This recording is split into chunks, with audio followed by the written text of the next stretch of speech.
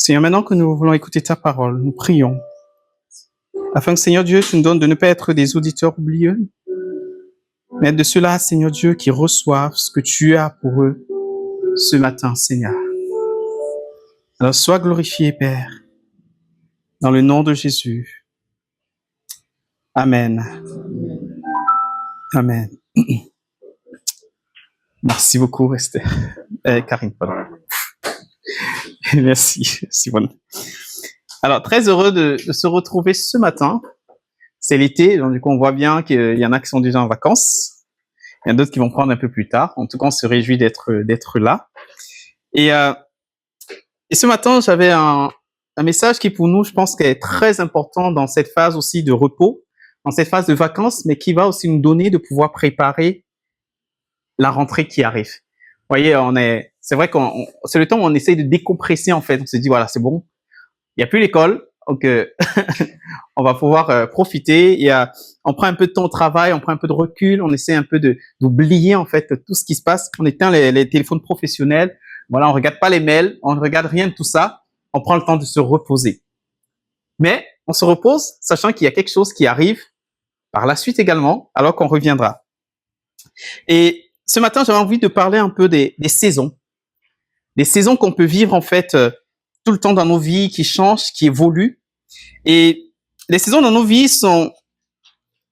il y en a qui sont, vous savez, qui sont moins intéressantes que d'autres. Vous voyez, quand on passe par un temps de maladie, cette saison-là, on l'aime pas trop. Vous voyez? Mais quand on est dans le temps de guérison, de joie, qu'on a des victoires dans nos vies, là, on aime, en fait, ces moments-là, ces temps de célébration, ces temps de joie.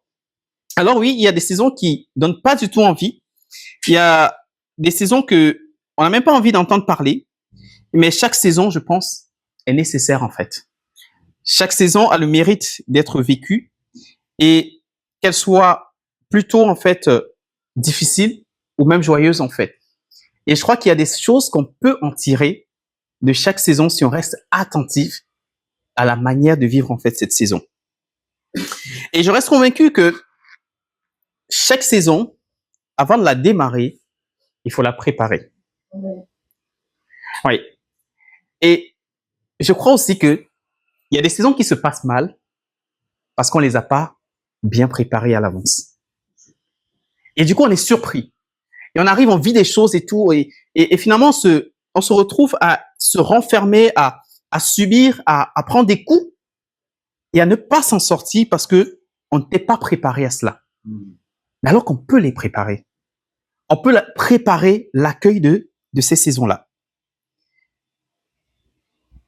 Je ne garantis pas que parce qu'on les a bien préparés, tout va se passer à 100% bien. Non. Mais au moins, on sera prêt, en fait, à traverser un certain nombre de choses. Une partie de la préparation, pour moi, je pense, c'est en amont, alors qu'on veut rentrer dans la saison. Mais il y a aussi une partie de préparation qui se fait progressivement alors qu'on vit la saison. Vous voyez, retenez bien ces éléments. Vous voyez le mariage. Un mariage, une étude, les études, en fait, sur le plan professionnel. La parentalité aussi, j'en parlerai. La vie chrétienne aussi, les temps de maladie, comme j'ai dit, les temps de deuil. Et chacune de ces voies fait partie de nos vies. Chacun de ces volets fait partie de nos vies et peuvent être bien ou mal vécus. Je vais préparer une réunion avec l'ensemble des leaders, en fait, de EPM pour présenter un peu EPM Fresnes. Et pour préparer, en fait, et rentrer un peu dans l'historique, comment est née finalement l'Église, ça m'a amené à aller dans quelques archives. Et dans ces archives, j'ai pu revoir, en fait, des photos quand on a démarré, en fait, l'implantation. Et c'était assez super de revoir, en fait, tout ça, tout ce parcours-là. Ah oui, on avait fait ça. Ah oui, on s'était retrouvés là. Ah oui, on était juste 4, on était juste 6. Vous voyez, revoir tout ça, en fait, c'est tellement bien de se remémorer, en fait, tout ça. Et finalement, je réalisais que on est passé d'une saison à l'autre en 6 ans. On a vécu des saisons dans ces 6 ans. Et on va vivre encore d'autres saisons qui arrivent. Mais on a besoin de bien préparer, en fait, chacune de ces saisons. Le message que je souhaite retenir en tout cas que je souhaite que vous reteniez ce matin, c'est que l'entrée dans une nouvelle saison se prépare. Et il faut qu'on prenne des éléments aujourd'hui qui vont nous aider à mieux préparer les transitions. Je vous amène dans Exode chapitre 3. Celui qui va un peu nous guider là, au travers de son histoire, c'est Moïse. Exode chapitre 3. Moïse faisait paître le troupeau de Jéthro, son beau-père, sacrificateur de Madian. Et il mena le troupeau derrière le désert et vint à la montagne de Dieu à Horeb. L'ange de l'Éternel lui parut par une flamme de feu au milieu d'un buisson.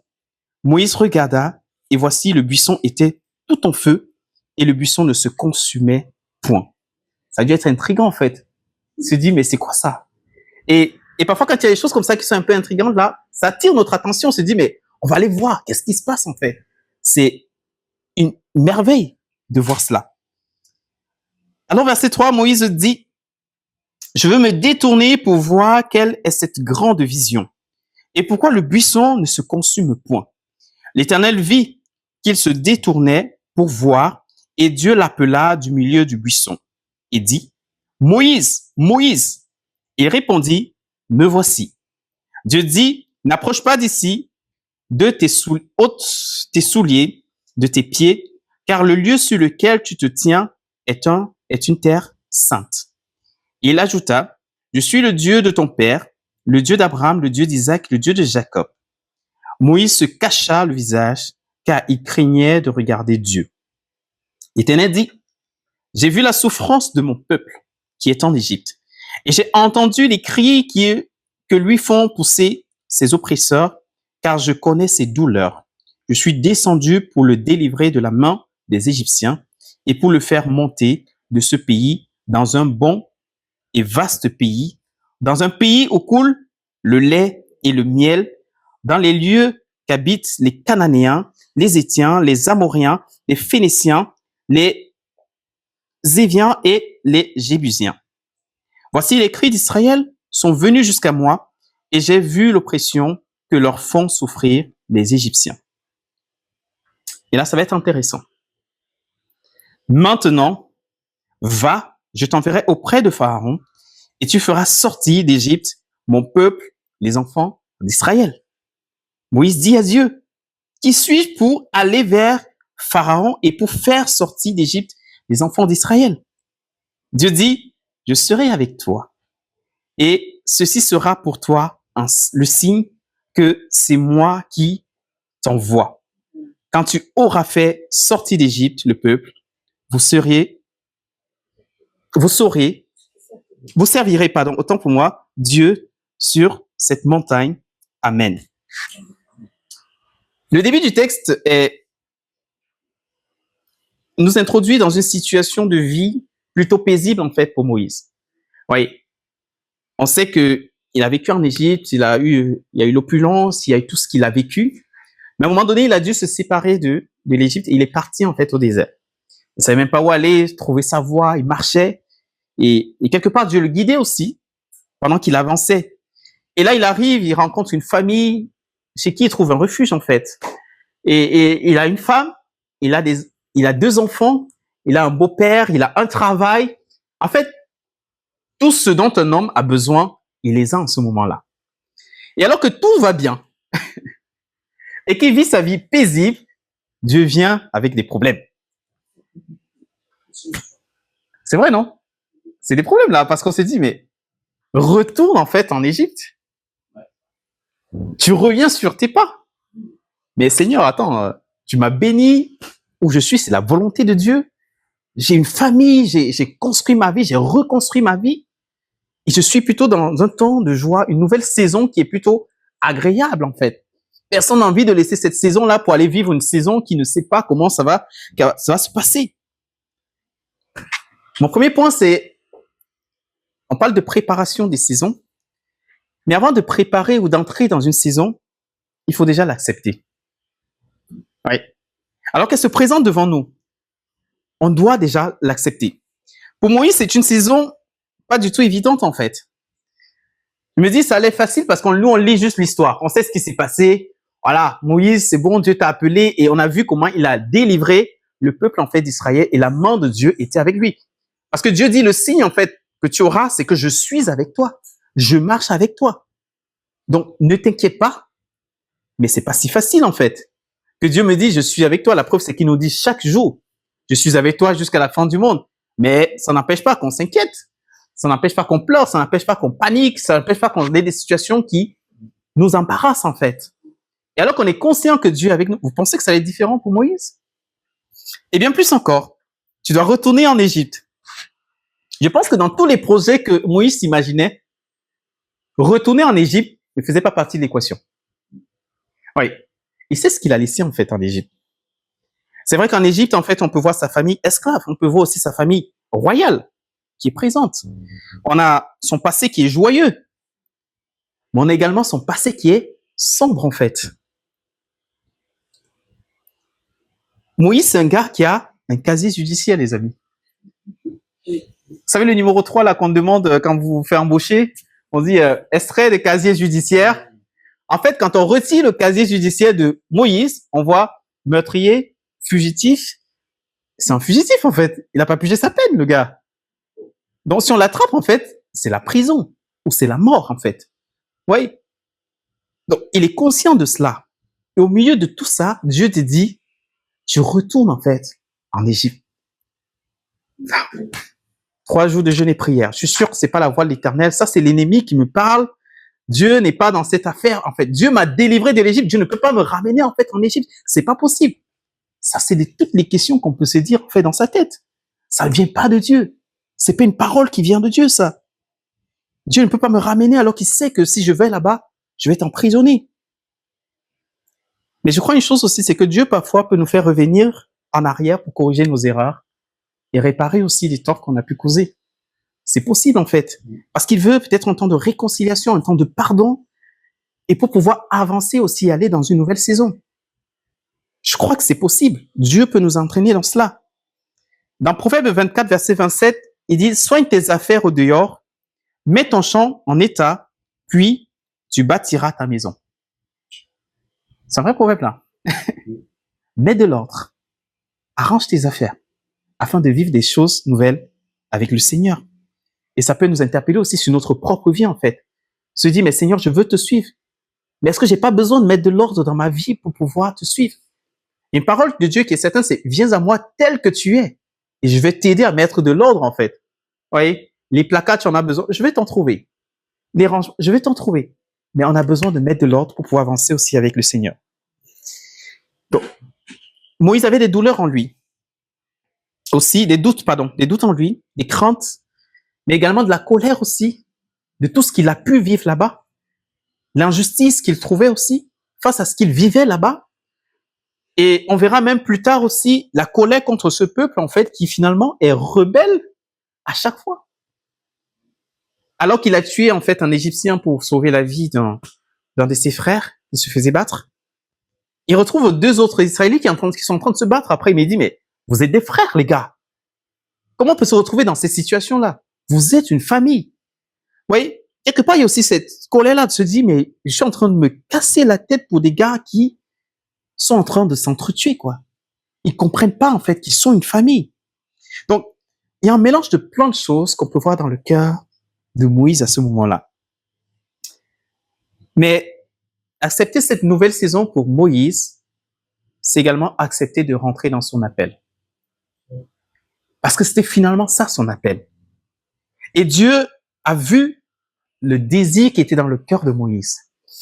Et même si la première fois, ça s'est mal matérialisé parce que Moïse, en fait, ça bouillait en lui. Il s'est dit, mais je veux que ce peuple soit libre, en fait, qu'il ne soit pas oppressé, à chaque fois travailler et qu'on les batte dessus. Mais la solution qu'il a trouvée au départ n'était pas la bonne du tout. Vous voyez? Mais plus tard, Dieu vient pour lui dire, ce que tu as dans ton cœur, là, la graine, là, ça m'intéresse. Et moi, je vais t'amener à gérer autrement, dans la voie que je trace pour toi. Il va rentrer dans son ministère, où Dieu lui dit, je ne te vois plus comme le berger du troupeau de ton beau-père, Jéthro, mais je te vois comme le berger de mon peuple, en fait. Le guide de mon peuple. Dieu, il est le berger tout suprême, c'est-à-dire, il est devant, c'est sûr. Mais il est celui-là que Dieu va utiliser pour conduire le peuple. Moïse, c'est plus les moutons, là. Ils font seulement beurre, ils sont même très obéissants. Hein? La Bible me dit que le troupeau entend la voix du maître et obéit, en fait. Mais là, ce peuple, c'est pas un peuple qui est très obéissant ou très à l'écoute. Comme chacun d'entre nous. Hein? On va pas jeter la pierre. On dit toujours la ressource la plus difficile à gérer, c'est l'humain. Parce que chacun a ses émotions, chacun a ses sentiments, sa façon de penser. Et pourquoi on m'écoute, pourquoi on n'écoute pas, on ne m'écoute pas, on écoute les autres. Donc, nous, on peut raisonner. Et ce qui fait, c'est très difficile de gérer l'humain. Contrairement au bête où tu dis, avance. Lui, il avance, en fait. On ouvre la porte. Il a compris, en fait, que si on a ouvert la porte, c'est qu'il faut entrer. Voyez. Et tout ça, Dieu dit, tu vas sortir des rangs là. Tu étais à l'école avec des moutons. Maintenant, on va changer de classe là. Hein? Les élèves là, ils changent de classe là en septembre, non? Du coup, on rentre dans une nouvelle saison, dans une nouvelle transition. Et Moïse va dire à Dieu, qui suis-je? Verset 11. Qui suis-je pour aller vers Pharaon et pour faire sortir d'Égypte les enfants d'Israël? On se rend pas compte, mais en fait, il y a deux choses qui soulignent ici lorsqu'il parle. Pharaon. Pour lui, il s'est dit, je peux pas l'affronter.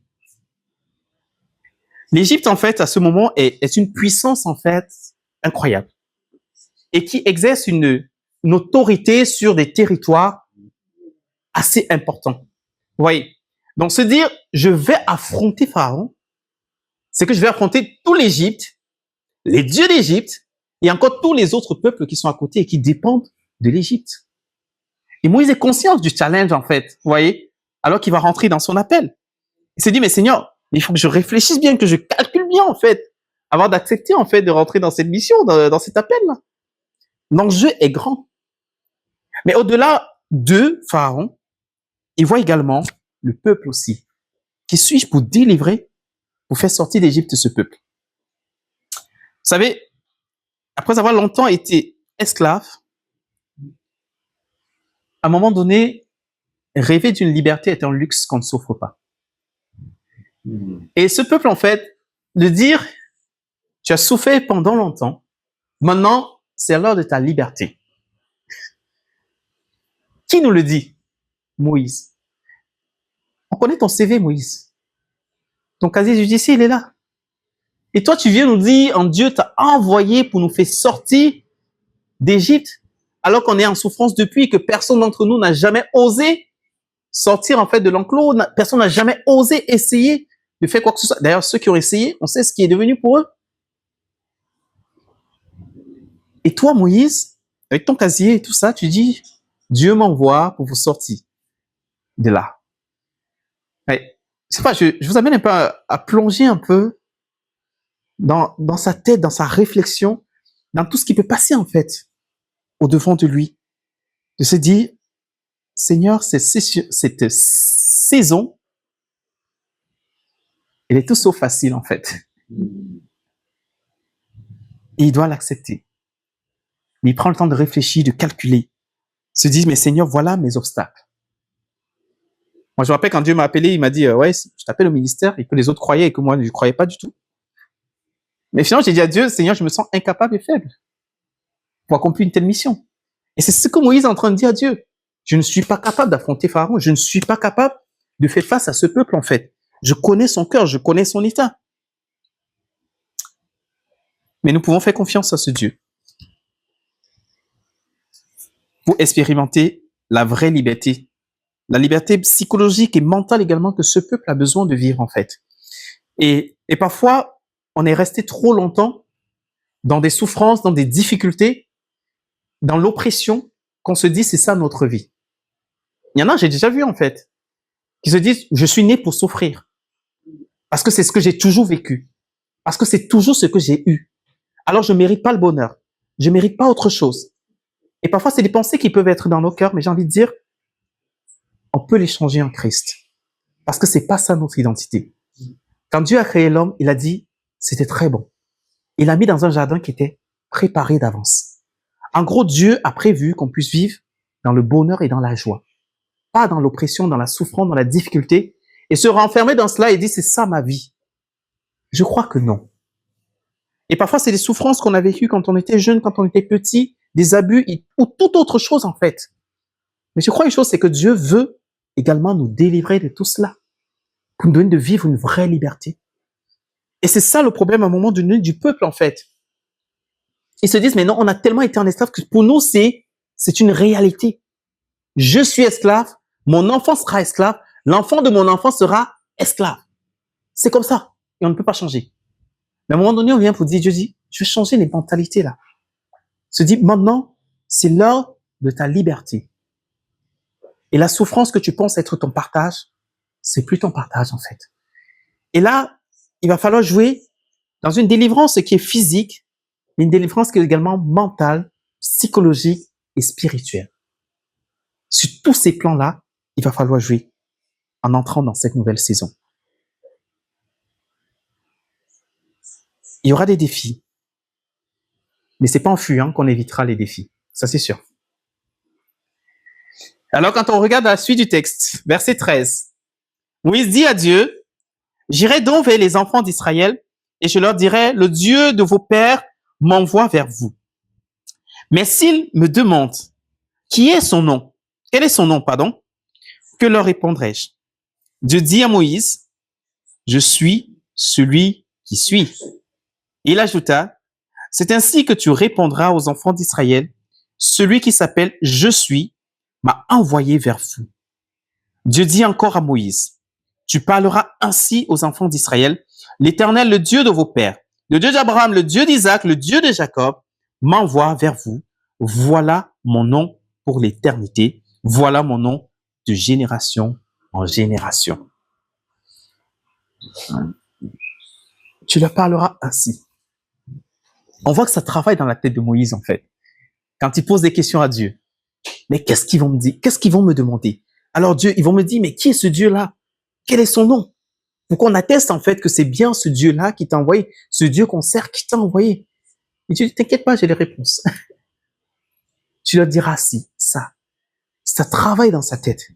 Et ça nous renvoie à une référence quand la Bible dit, pour construire une maison, il faut calculer si on est capable d'investir dans cette maison-là. C'est Luc 14, verset 28. Car lequel de vous, s'il veut bâtir une tour, ne s'assied d'abord pour calculer la dépense et voir s'il a de quoi l'achever. Et Moïse, là, il calcule. Est-ce que ce projet va réussir? Est-ce que ce plan va réussir? Est-ce que ce que je veux mettre en place, ça va réussir? Est-ce que ce que je veux travailler? Dieu n'est pas là pour faire bâtir des projets qui n'arrivent pas à leur terme. Sinon, on se retrouve avec des immeubles abandonnés, des projets inachevés. C'est pas ça l'objectif de Dieu. En gros, quand Dieu nous entraîne dans une mission, dans un projet, dans une saison, c'est pour qu'il y ait une fin glorieuse, en fait. Vous voyez? Dieu prévoit déjà le moyen d'en sortir vainqueur. Accepter d'entrer dans cette nouvelle saison, Moïse va enfin l'accepter. Parce qu'il a compris qu'il ne va pas compter sur lui, mais qu'il a un grand Dieu sur qui il peut compter. La deuxième chose, c'est s'outiller en fait pour vivre cette nouvelle saison. On parlait de préparation. Et c'est où je veux vraiment insister, la préparation. Et avant de passer mon message, j'ai un peu échangé avec un collègue, parce que je savais que ça allait être neutre. Je vais parler de ce que j'allais dire ce dimanche. J'ai dit, j'aimerais avoir ton avis. Et qu'est-ce que tu en penses? Qu'est-ce que tu peux me dire par rapport à tout ça? Et pendant qu'on échangeait, il y a une question qui a surgi en fait, qui disait, comment être sûr que c'est le moment de passer d'une saison à l'autre? Ah, j'ai dit, très belle question ça. Comment on sait qu'on est arrivé à la fin d'une saison et qu'il faut passer à une nouvelle saison? Comment on sait que c'est le moment de rentrer dans une nouvelle saison? Et avant d'aller plus loin, je me suis dit, je crois qu'il y a des saisons qui dépendent juste un peu de nous. Vous voyez, on a notre petite part à mettre, mais il y a des saisons qui dépendent pas du tout de nous, mais que Dieu inspire et nous conduit en fait. voyez. Et finalement, celui qui nous amène à entrer dans une nouvelle saison nous donne aussi des éléments qui nous donnent de comprendre, en fait, que là, on doit passer d'une saison à l'autre. Mais avant d'aller trop dans l'aspect spirituel, je crois qu'il y a au milieu de tout cela, de la décision de prendre conscience, en fait, qu'il faut changer de saison là, c'est on peut avoir ce ressenti, on peut avoir des éléments internes, mais des éléments également externes, en fait, qui nous donnent de comprendre que là, on est en train de buter, qu'à un moment donné, on est en train de trop forcer là. Je ne dis pas les temps où c'est des difficultés, parce que c'est pas parce que je rencontre des difficultés dans une saison que c'est la fin de la saison et qu'il faut passer à autre chose. Non. On peut rencontrer des difficultés, on peut rencontrer des obstacles qu'on doit pouvoir traverser, franchir pour continuer la saison. Mais il y a des éléments qui, quand ça arrive, en fait, là, on prend conscience, en fait, qu'on a besoin d'aller dans une nouvelle saison ou de vivre une nouvelle saison. Et parfois, c'est des éléments aussi que Dieu nous donne, qui nous donnent de réaliser cela. Ça peut être des alertes aussi qu'on a de l'extérieur. Ça peut être sur le plan physique, émotionnel et même spirituel. On a des éléments internes comme externes qui nous encouragent et qui peuvent être des alertes, en fait, pour nous dire on passe d'une saison à l'autre. Ça peut être des éléments, quand je parle de physique aussi, c'est des éléments qui sont de la vie normale, en fait. Vous voyez? Quand on parle de mariage, j'ai rencontré une jeune dame et tout, on commence à se fréquenter, on s'intéresse l'un à l'autre. Bah, finalement, c'est une saison qui est en train de démarrer là. Vous voyez? Elle n'est pas encore arrivée, hein, la saison. C'est quand on sera marié qu'on est rentré dans une nouvelle saison. Et vous voyez, en fait, que le temps de fiançailles, en fait, ben, c'est un temps de préparation pour rentrer dans la nouvelle saison. Vous voyez? Je parle de la grossesse. 9 mois, le temps que dure l'enfant dans le ventre. Là, pour le coup, 8 mois pour certains ça fait 7 aussi. Voilà, ça dépend. Mais je veux dire, dans ce cycle-là, Dieu a bien fait les choses parce qu'il te dit, tu vas être parent. Et là, tu commences à réfléchir, à paniquer, pour dire, c'est tous les premiers là. Je ne sais même pas comment on change une couche, quand il pleut, comment on fait. Et, tu vois, toutes les questions que Moïse se posait là. Mais s'il le pleut, s'il tombe et tout, et quand on dit, il est tout petit, non, mais est-ce que je peux le porter déjà? Non. Je vais laisser peut-être la maman le porter parce que moi, je suis pas sûr que je vais y arriver. Vous voyez, plein de choses comme ça, des questions qui se posent. Il aura faim, qu'est-ce qu'il faut? Il faut une nouvelle chambre. Ah mince, on est sur un 2 pièces, il faut qu'on déménage. Et plein de choses, en fait. Vous voyez, on rentre dans un temps de préparation. Mais ce n'est pas encore la saison. La saison, elle va arriver quand je vais être parent, quand je vais être père, quand je vais être mère. La saison va arriver quand je vais être marié. Là, je suis dans la nouvelle saison. À défaut de quoi, je suis toujours dans la saison de célibataire. Et bien d'accord. Mais il y a un temps de préparation qu'on vit dans les fiançailles. Et ce temps-là, il est aussi précieux que le temps du mariage. Et c'est ce temps-là où je réfléchis, que je vois toutes les qualités de mon partenaire que je vois très bien. Mais je cherche aussi à regarder un peu les défauts. Je dis, est-ce que je suis en mesure de supporter après? Pour rigoler, un frère disait souvent, si l'amour rend aveugle, le mariage redonne la vue. C'est pas pour vous décourager, hein. Pas du tout. Mais pour dire, c'est un temps où on examine, en fait. On ne regarde pas seulement le bon côté. Parce qu'il faut pas que demain, dans le mariage, tu dis, ah non, mais je savais pas que tu étais comme ça. Mais pourtant, tu l'as bien vu. Ou je te l'ai dit. Ouais, c'est le temps où on se dit toutes choses aussi. Voilà, on rentre dans un temps de préparation. Et c'est la même chose avec Dieu. Et ce temps de préparation, on a besoin de bien le vivre aussi. Vous voyez, de prendre toutes les étapes, de franchir toutes les étapes. De se dire, on se pose toutes les bonnes questions. Moïse s'est posé des questions. Dieu ne l'a pas repris du fait qu'il se soit posé des questions. C'est normal qu'ils se disent, mais Seigneur, je vais aller délivrer un peuple, je ne sais même pas comment je vais avancer. Qu'est-ce que je leur dis? C'est normal qu'ils se posent des questions. Quand Dieu l'a repris, c'est quand il a dit, mais Seigneur, je ne sais pas parler. Dieu lui a dit, mais qui a créé la bouche? Vous voyez, je suis capable de te faire dire des choses qui viennent de moi. Vous voyez? Mais ce temps de préparation, c'est important. Et on disait, Moïse a un casier judiciaire, il a son passé. Et par rapport à tout ça, j'ai envie de dire, Dieu ne regarde pas à qui nous étions, mais il regarde à qui nous sommes et qui nous pouvons devenir. Il ne change pas notre personnalité. Vous voyez? Il change pas notre personnalité, mais il vient sortir le meilleur de cette personnalité-là. Il vient révéler ce qui est en nous, est caché et couvert. Et il vient mettre au devant pour réaliser de la plus belle des manières. Il disait, il a regardé Moïse, il savait ce qui est dans le cœur de Moïse, en fait. Ce désir qu'il avait de voir son peuple être délivré. Et au travers de cela, Dieu dit, je vais révéler en toi, je vais sortir de toi le meilleur de ta personne pour réaliser la mission que tu as accomplie. Et Moïse choisit la bonne part, c'est s'équiper spirituellement. Je disais, la question de se dire, comment on sait qu'on doit passer d'une saison à l'autre? On a parlé des éléments qui peuvent être externes, qui peuvent être internes, mais un élément aussi qui est super important, c'est la forte conviction qui nous vient de Dieu lui-même. De ce Dieu avec qui on a une relation. De ce Dieu avec qui on a un partenariat.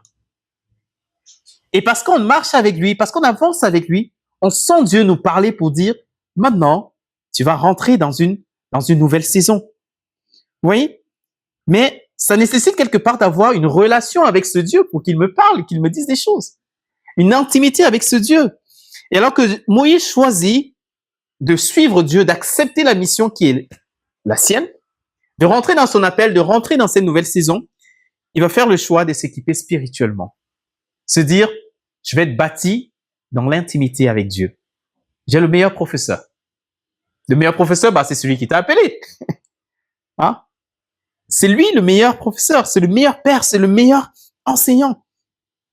Et là, il va travailler dans l'intimité avec Dieu, à la montagne pour chercher Dieu, pour prier, pour chercher la face de Dieu.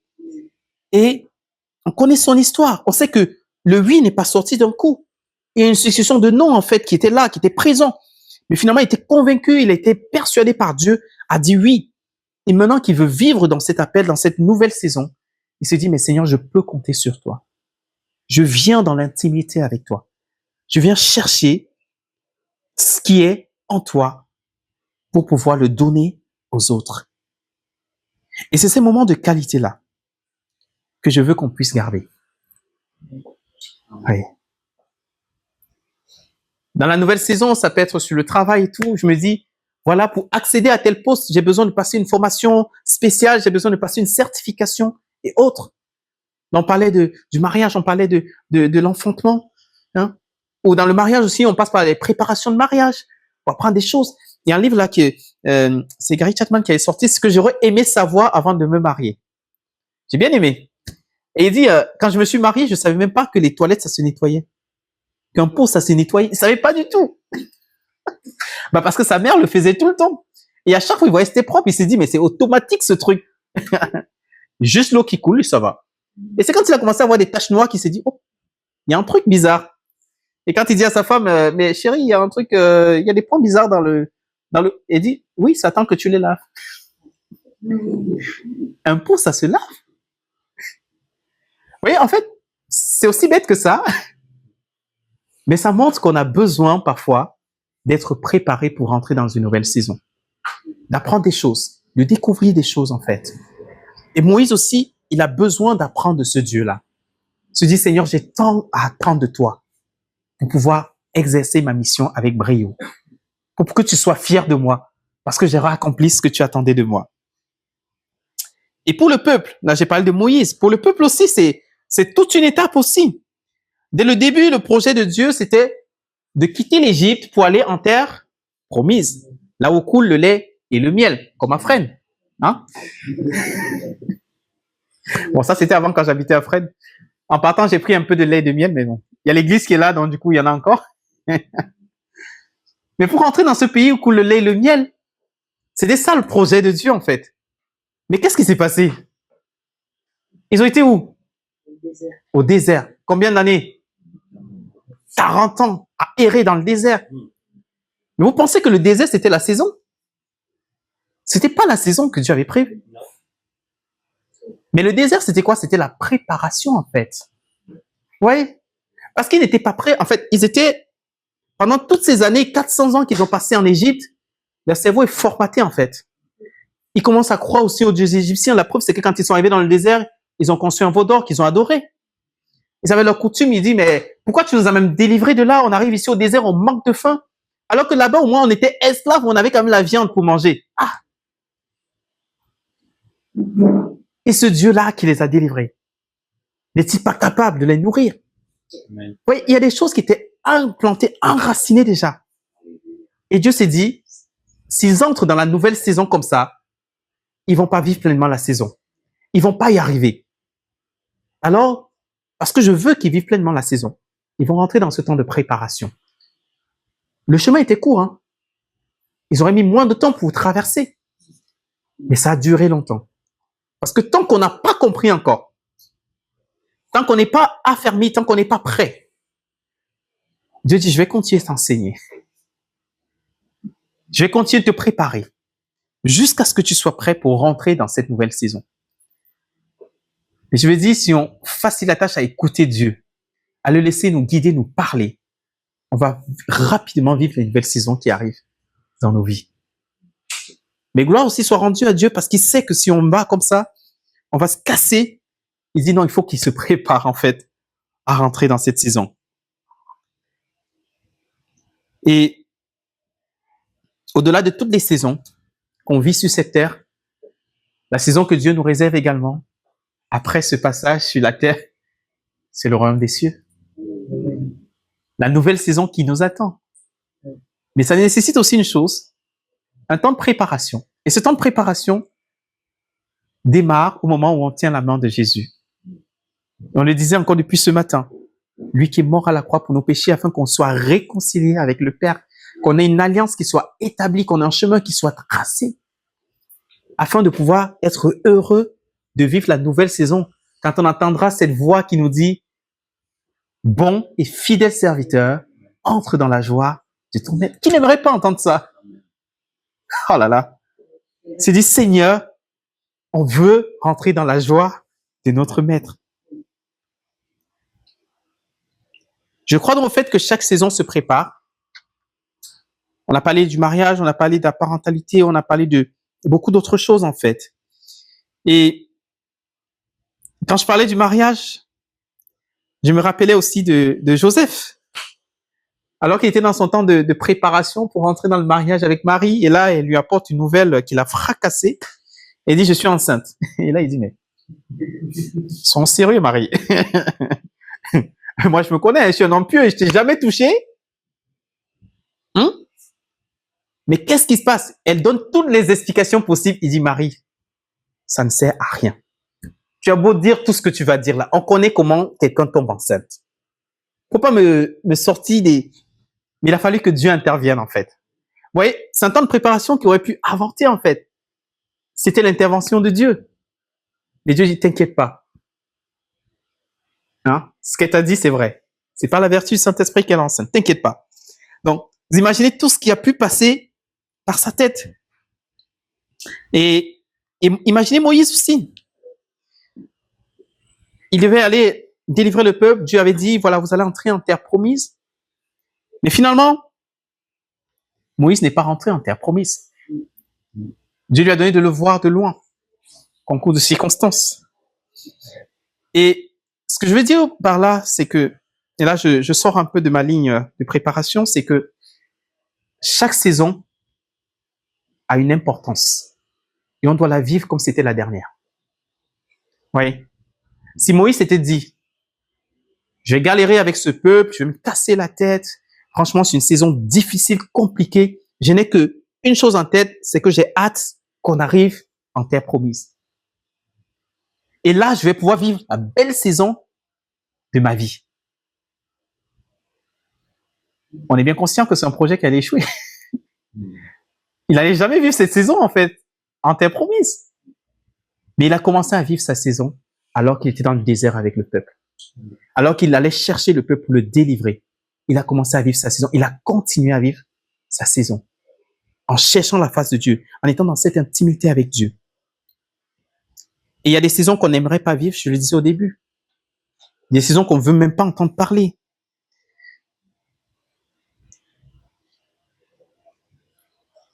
Si la vie est un long fleuve tranquille, comme on le dit souvent, Il faut le traverser. Et je pense pas qu'il soit si tranquille que ça. Mais je pense aussi que la traversée, on ne doit pas la faire à la nage. Quand il dit à la nage, c'est avec nos propres moyens. On va s'épuiser. Parce que ce qu'on a oublié dans la phrase, c'est que c'est pas simplement fleuve, mais c'est long fleuve. Donc, à un moment donné, je vais beau nager, je vais m'épuiser. C'est très simple pour moi. Moi, je nage pas, donc du coup, je prends le bateau, hein. En fait, on doit pouvoir compter sur Dieu. C'est ce que je veux dire par là. Parce que si on veut compter sur soi-même, on va s'épuiser. On va pas y arriver. C'est dit, Seigneur, non, c'est trop, c'est fort, je peux pas y arriver. Et la dernière chose, je vais en parler rapidement, c'est faire face aux obstacles. Des obstacles, on en aura. Moïse en a eu. Hein? Déjà, des obstacles qui étaient en lui-même, de se dire, est-ce que j'accepte? Est-ce que je suis capable? Est-ce que je peux? Là, il a fallu qu'il franchisse un peu le cap, se dire, j'écoute pas, je regarde pas à mes facultés, je regarde pas à mes limitations, je regarde pas à ma personne, mais je regarde à Dieu. Là, c'est un défi, faire obstacle, traverser cet obstacle-là et traverser l'obstacle aussi de ce que les autres vont dire, en fait. Se dit, mais tu es sûr, Moïse, après ce que tu as fait, que Dieu t'appelle? Des obstacles aussi où Moïse, à un moment donné, je pense, je sais pas si c'est exactement ça, mais je suis pas sûr que quand Moïse est arrivé chez son beau-père et qu'il a épousé sa femme, il leur a tout de suite, en fait, dit, voilà mon passé. J'étais roi en Égypte. En fait, j'avais une place importante, en fait, en Égypte. J'ai tué quelqu'un avant de venir ici. Je crois que tout le monde se serait méfié de lui, en fait. Il dit, ah. Et ça allait déjà moucharder un peu partout. Ah, c'est un tueur et tout. Ouais, il y en a, on aime bien, hein. Et là, ça commence à pas, mais je crois que au moment où il doit traverser, qu'il doit aller dans son appel, il doit franchir ce cap aussi de se dire, faut que je dise à ma femme ce qui s'est passé là-bas. Faut que je dise à mon beau-père, parce qu'on me posait des questions, mais d'où te vient de partir en Égypte comme ça? Mais tu sors ça d'où? Quel peuple? Mais là, il doit dire les choses. Affronter qui il est.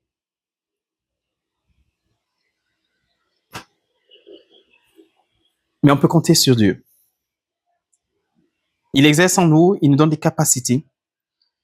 Et il peut nous donner de dépasser, en fait, ses limites, ces obstacles qui sont là.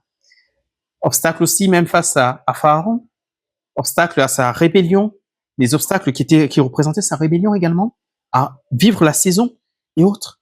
Mais il peut compter sur ce Dieu. Et se dire, mais oui, je suis à ma place. Et parce que je suis à ma place, j'ai la légitimité pour accomplir ce que Dieu me donne d'accomplir. Et je pense qu'on se prépare également, ici en tant qu'Église, à vivre une nouvelle saison. Une nouvelle saison, ce sera, on recherche un bâtiment, ce sera une nouvelle saison. On veut vivre d'autres choses, on est en train de grandir, on met en place des services, on met en place des choses. Une nouvelle saison qui se prépare, qu'on va pouvoir vivre. Et ce qui est important, c'est de se dire, est-ce que je rentre dans le train là, pour la préparation de la nouvelle saison? Ou j'ai dit, je reste sur les bords et j'attends que le train passe. Mais je crois que c'est ensemble, en fait, qu'on travaille pour préparer la nouvelle saison qu'on doit vivre. Moïse a développé une telle intimité avec Dieu qui me marque, en fait, et qui me donne de comprendre, en fait, que la première étape dans cette préparation, c'est la prière. Et on doit prier pour notre Église, oui, mais on doit prier également pour nos familles, pour les saisons qu'on veut voir vivre dans nos familles, pour nos enfants, pour nos frères et sœurs, pour tous nos collègues, pour toutes ces personnes qu'on porte à cœur, se dit, je veux qu'ils vivent une nouvelle saison en Christ. Hein? Ça commence par la prière. C'était pas la prière, c'était pas l'intimité avec Dieu, c'était pas sa relation avec Dieu. Je suis sûr qu'il allait craquer, Moïse. Mais il pouvait compter sur Dieu. Et Marc 1, verset 33, je vais terminer par là. 35, pardon. Marc 1, 35. Vers le matin, pendant qu'il faisait encore très sombre, Jésus se leva, sortit et alla dans un lieu désert où il priait. Dès le matin. Dès le matin. C'est-à-dire avant de démarrer toute chose. Avant de démarrer une saison. Avant de démarrer un mois. Avant de démarrer une année. Il se levait et allait pour prier. Seigneur, je ne veux pas vivre une saison sans toi. Moïse l'a compris dans l'intimité qu'il avait avec Dieu. Au point où, pour avancer, il s'est dit, Seigneur, si tu n'es pas avec moi, je n'avance pas. Au moment où Dieu me dit, le peuple est rebelle, mais je vais faire une chose, je vais exécuter ce que j'avais dit. La promesse que j'ai donnée, je vais la faire. Le peuple ira jusqu'en terre promise. Moïse, tu vas conduire le peuple, mais je ne marcherai pas avec vous.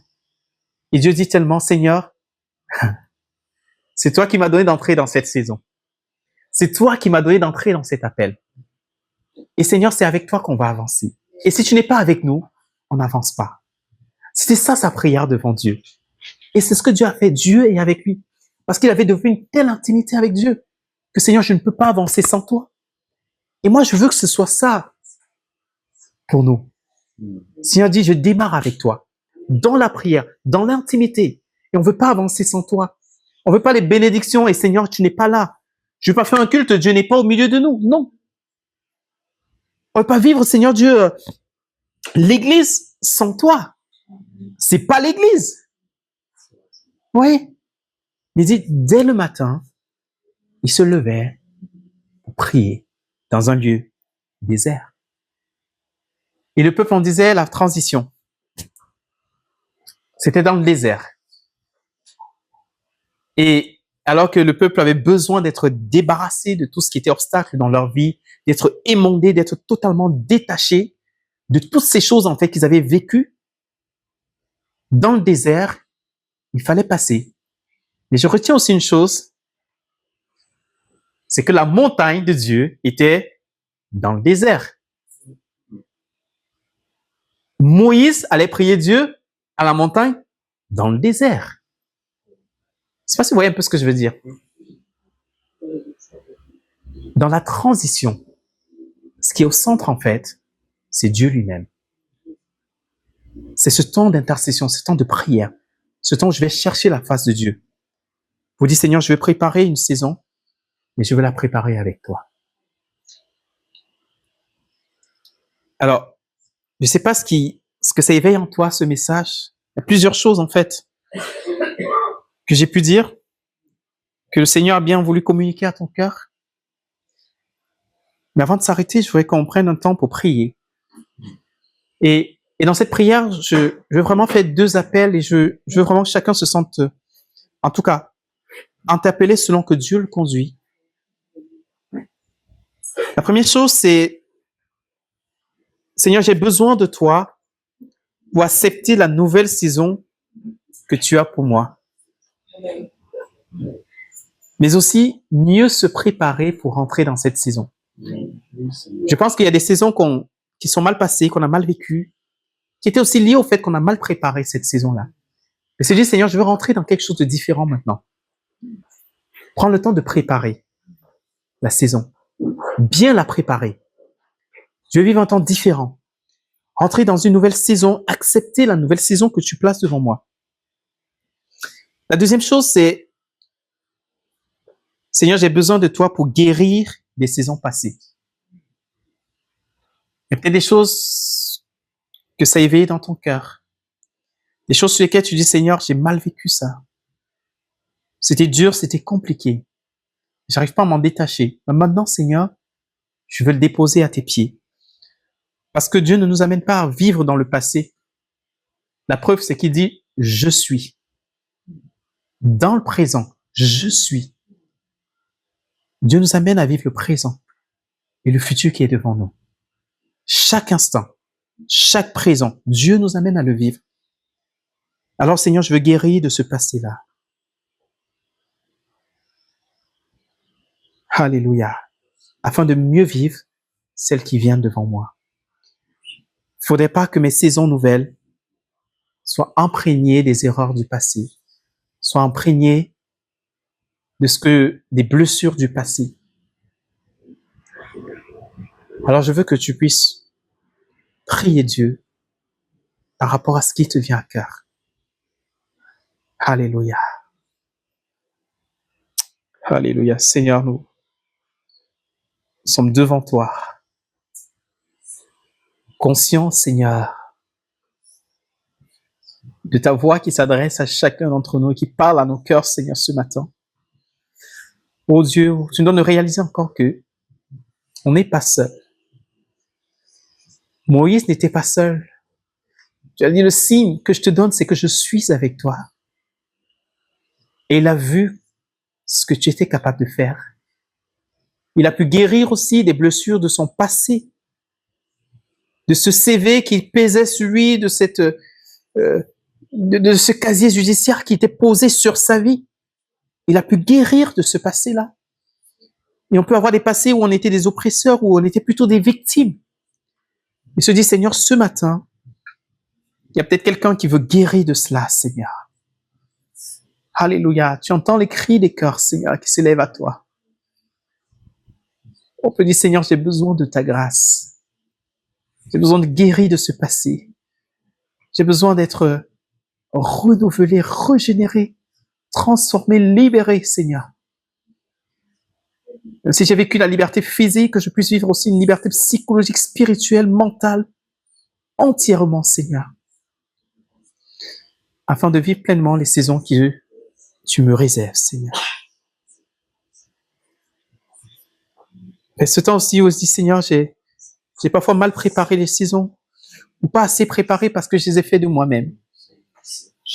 Alors que j'avais besoin de ta grâce aussi. Peut-être le cri de quelqu'un ce matin, Seigneur. Alors je prie, afin que tu répondes à ce désir et que tu donnes, Seigneur Dieu, un élan nouveau, préparer chaque saison avec toi. Ça peut être une saison dans son appel. Ça peut être une saison pour le mariage. Je veux le préparer avec toi. Une saison pour la parentalité. Une saison pour un nouveau travail. Une saison pour une transition école-travail. Une saison pour une nouvelle année scolaire qui va démarrer. Une saison pour une vie familiale, une réconciliation ou toute autre chose, Seigneur, que tu réserves. Alléluia. Je prie afin que tu puisses agir dans un cœur ce matin, Seigneur, par ta grâce.